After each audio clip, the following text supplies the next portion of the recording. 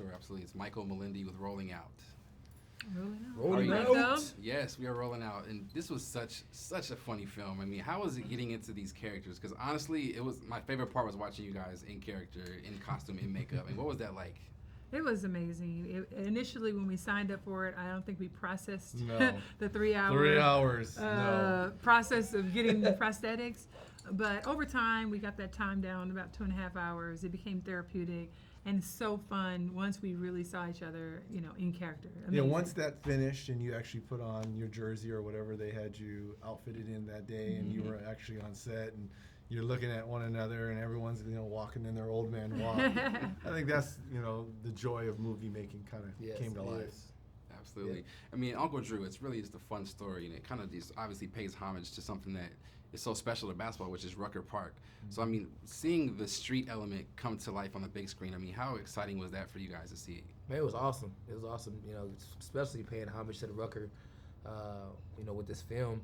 And us being there, because we all had, childhood dreams of, playing on any stage. But Right. on top of that, playing at the Rucker is like something magical that, like you said, Dr. J, so many different greats have been there and got their names. And like Reggie said earlier, there's so many guys that played in the Rucker that never made it to the NBA, but yet they're famous by being street ball legends, you know what I'm saying? So the name carries on. So this is, a movie that hopefully this is one of the best basketball movies, ever made, and people, will love it just like you say you did, watching it, families, Boy, friends. if we get in that conversation of ever made basketball movies, That's gonna be fire. Down the But line. you know what? It's a new, we have a whole new audience with the millennials, with our, my son is 8, my daughter is 11, and they just really loved it and fell in love with the characters, not even realizing like who they are as people that they met them already. But that's the beauty of it, that we're reaching a whole new audience who's not familiar with the Hoosiers, back in the day, or even remember the Titans. Yeah, for sure. I mean, talking about that a little bit, it's the different of generations when it comes to their appreciation for basketball. Is the love of the sport the same? Do you think it's the same no matter what age you are and your appreciation for the sport? I mean, I think with the way technology is going now, it's giving the kids more of an opportunity to know what that love is. You know what I'm saying? Back in the day, like, when I was a kid, I loved it because of the, watching it on TV and seeing these guys play.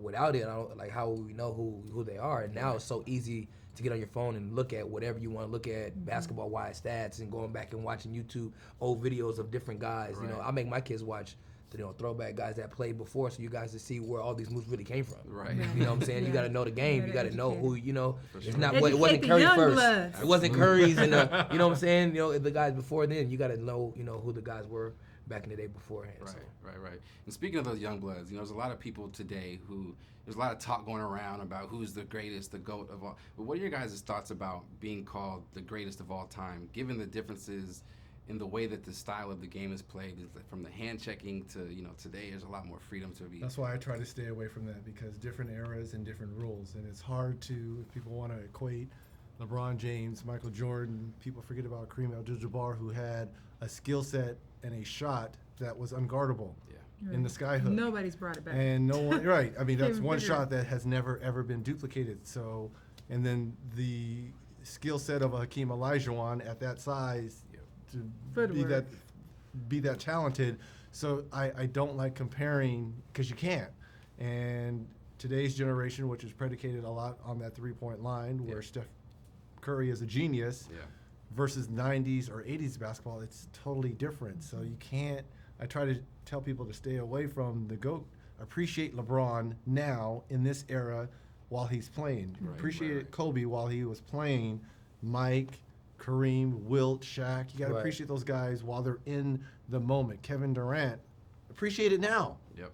Don't try to compare him to George Gervin. It's different. Can't do Or that. Reggie Miller. Just Just saying. saying. A real shooter, sniper gang.